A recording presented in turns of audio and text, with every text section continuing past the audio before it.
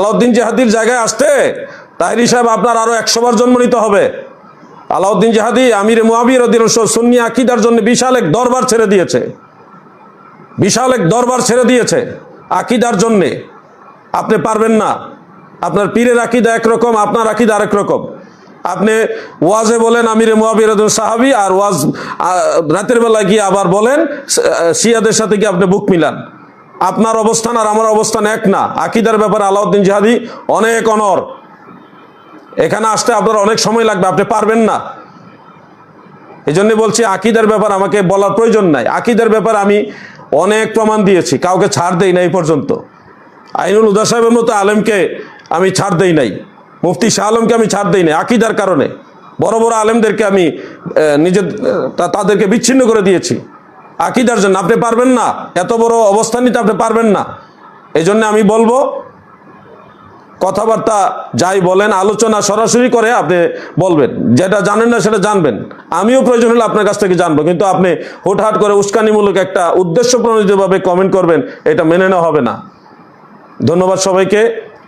আমি চাই মুফতি গিয়াসউদ্দিন তাহেরি সাহেব, আপনার যদি উদ্দেশ্য সৎ হয়ে থাকে আপনি আপনার কমেন্টটা ডিলিট করে দেন। আমি চাইলে আমি ডিলিট করতে পারি, কিন্তু আমি ডিলিট করা এটা মানানসই হবে না, কারণ কমেন্টটা আপনি করেছেন। আপনি কমেন্ট ডিলিট করে দেন, আমি পোস্ট ডিলিট করে দিব। আমরা আবার আলোচনা করব, আবার আগের মতো একসাথে কথা বলবো, চলবো। এটা আমার প্রস্তাব রইল। তাহেরি সাহেব, আমি আবার বলছি, আমি চাই আপনারা আমার মাঝে দূরত্ব হোক, এটা আমি চাই না। আমি চাই আপনি সেই কমেন্টটা আপনি নিজে ডিলিট করেন, আমিও সেই পোস্ট ডিলিট করে দিব। আমরা আগের মতো আবার কথা বলবো, আগের মতো সেই সক্রিয়তা, সক্ষতা, আন্তরিকতা আমরা রেখে চলবো। কিন্তু আপনি কমেন্ট যদি ডিলিট না করেন তাহলে আমিও পোস্ট ডিলিট করব না।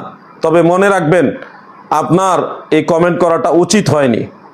আপনি এইভাবে একটা উদ্দেশ্য প্রণোদিতভাবে, আমি এক জায়গায় নামাজ পড়তে যাচ্ছি, একজন আল্লাহর ওলি, একজন বুজুর্গের সোহবতে যাচ্ছি, সেটাকে কেন্দ্র করে আপনি আমিরে মুয়াবিয়া রাদিয়াল্লাহু আনহু সাহাবী কিনা ওনার পীরজাদার কাছ থেকে ভিডিও নিয়ে আসতে বলতেছেন, অনুরোধ করতেছেন। কি একটা অবস্থা! এটা কি আপনার যুক্তিসঙ্গত দাবি হলো? আপনি তো পার্সোনাল বললে আমি এটা মনে বুঝাইতাম যে না, যে তাহেরি ভাই বলছেন, আমি এটা চেষ্টা করব, অথবা দেখি কি অবস্থা। আপনি পার্সোনাল সোশ্যাল মিডিয়াতে এটা বলার উদ্দেশ্য হলো ওই দরবার শরীফকে আপনি প্রশ্নবিদ্ধ করলেন, একজন আল্লাহর ওলির দরবারকে আপনি প্রশ্নবিদ্ধ করলেন। এই জন্য আমার প্রস্তাবটা আপনি বিবেচনা করে দেখবেন। আশা করি সুবুদ্ধির উদয় হবে ইনশাল্লাহ। আবার আমরা একসাথে মিলে কাজ করতে পারবো। আর যদি আপনি শক্ত অবস্থানে থাকেন তাহলে আলাউদ্দিন জিহাদি কি জিনিস এটা ইনশাল্লাহ দেখবেন। আসসালামু আলাইকুম। সৈয়দ মাওলানা হাসান আজহারি সাহেব, তিনিও মুর্শিদপুর দরবার শরীফ গিয়েছেন এবং আমিরে মুয়াবিয়া রাদিয়াল্লাহু আনহু সহ আকীদার অনেক গুরুত্বপূর্ণ বিষয় নিয়ে তিনি আলোচনা করেছেন। তাহেরি সাহেবের উচিত ছিল হাসান আজহারি সাহেব অথবা আমাকে পার্সোনালি জিজ্ঞাসা করা। কতবার ফোন দিতে পারেন, এই বিষয়টা ফোনে জিজ্ঞাসা না করে কেন আপনি কমেন্টে জিজ্ঞাসা করলেন? কমেন্টে এই ধরনের কথা বলা মানে উস্কানি দেওয়া। একটা দরবার শরীফ সম্পর্কে ভিডিও বার্তা নিয়ে আসবেন, আপনি যান তাহেরি সাহেব, আপনি যান গিয়ে ভিডিও নিয়ে আসেন, আপনার যেহেতু দরকার আপনি যান, আপনি গিয়ে ভিডিও চিত্র বানায় না, আমাদেরকে বলেন কেন? আমরা ওখানে যাচ্ছি একদিনের জন্যে, একদিনও না, এক বেলার জন্যে যাচ্ছি, কিছুক্ষণের জন্য ভিডিও বানায় আনতে হবে। একজন দরবারের পীর সাহেবের ছেলে চাইলে কি একটা ভিডিও বার্তা আপনার কথা দিয়ে দিবে? এটা একটা ব্যাপার স্যাপার আছে না, আলোচনার ব্যাপার আছে না? তাহেরি সাহেব যান, আর আমাকে প্রশ্ন করতেছেন ওখানে যায় ভিডিও বানায় নিয়ে আসতে। সৈয়দ মাওলানা হাসান আজহারি সাহেব যে 1-1.5 মাস আগেও তো গেলেন ওখানে, ফেসবুকে স্ট্যাটাস দিয়ে গেলেন।